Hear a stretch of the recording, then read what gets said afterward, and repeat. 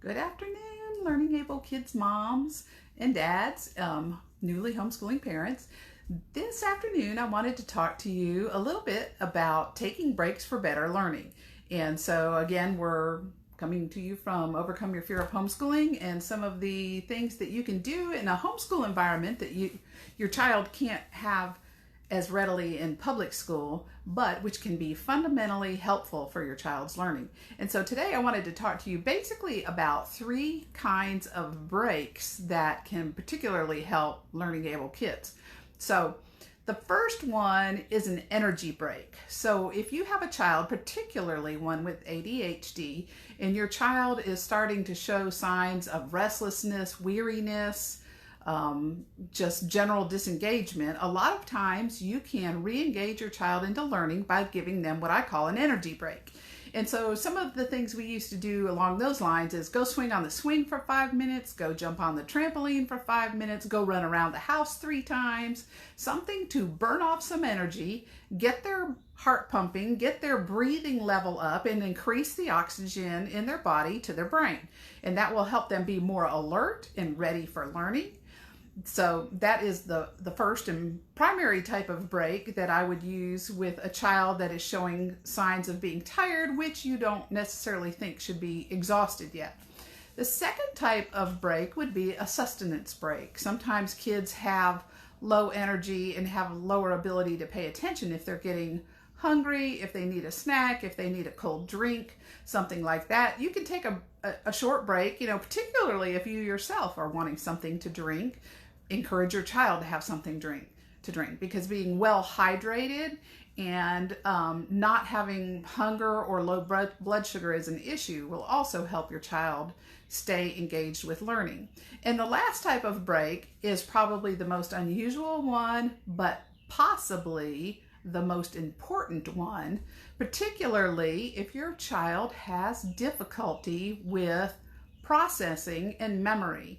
In particular, children who have very slow processing speeds can get overwhelmed by the amount of information they're learning. And in fact, there are areas of learning which can be affected by trying to teach them too many things sequentially. So if you're trying to work with your child with letters and letter sounds, phonemic awareness, that sort of thing, and then you go immediately to math facts, study information shows that the most recent thing that they are learning will overlay what they just learned. So if you are processing subjects back to back, your child may lose and not actually process and store in their memory what you taught previously.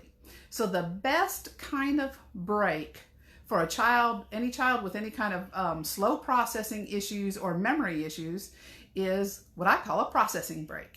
And with these processing breaks, the biggest key is not to have anything that interferes with the child storing what they've just learned into their memory. So if you've just worked with your child on a particular phoneme, say the sound of the letter E, you're talking about the sound like if you're doing the vowels, Not that I've worked on those a lot, but that type of learning for your child, if they have dyslexia and a phonemic awareness problem, it's hard work, and it won't stick in their brain unless they have time to let it soak in. So what you can do with your child here as a transition when you're going from one subject to the other is have them go lay on their bed or lay on the couch for 10 minutes quietly with their eyes closed. And what happens there is that the study data shows for a child with memory and processing issues, if no new information comes in, so you can't have the TV on, you can't have music, you can't be talking to them. If they're playing, they're not processing their lesson. But if they go lay on the sofa or lay on their bed with their eyes closed in the quiet for 10 minutes, and we used to say, okay, it's time for a rest break, everybody head to your bed, and I would do it too, because it's refreshing for a mom. Let me tell you that, especially when you're homeschooling and you hadn't planned on doing it, and you need a little bit of processing time to think about what you're going to work on next. So if you let your child go lay down quietly with their eyes closed for 10 minutes, and then you say, okay, time to resume our lessons or whatever, what that does is it allows their brain to continue processing what you've just instructed them on, and then that will be more likely to be stored into their longer term memory and processed before you introduce the next concept to them.